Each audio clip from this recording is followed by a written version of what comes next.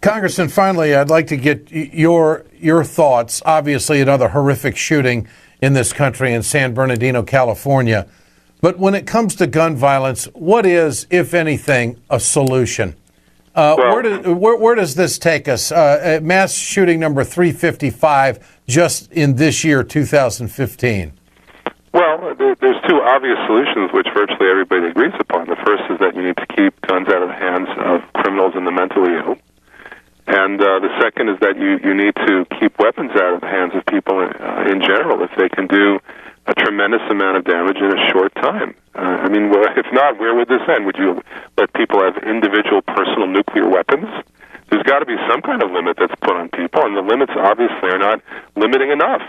I think a rule of thumb is that if you can kill 100 people in a minute, that's probably not a good weapon to put into anybody's hands, unless you're talking about the military, of course. That's a different story. You wouldn't want those weapons in the hands of police. You wouldn't want those weapons in the hands of private citizens.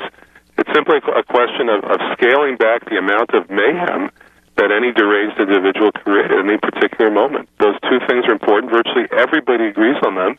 It's a complete failure of our political system that we never see any movement on these two basic issues. And I just have a sense that no matter what shooting takes place, when, where, how, or how many, another 14 dead in this shooting, that we're ever going to get the political will to be able to implement the changes that we need to implement in our society. No, the answer from the other side is always simple. Just hand out more guns. If you had guns against guns, then everybody would be safe. What a ridiculous idea.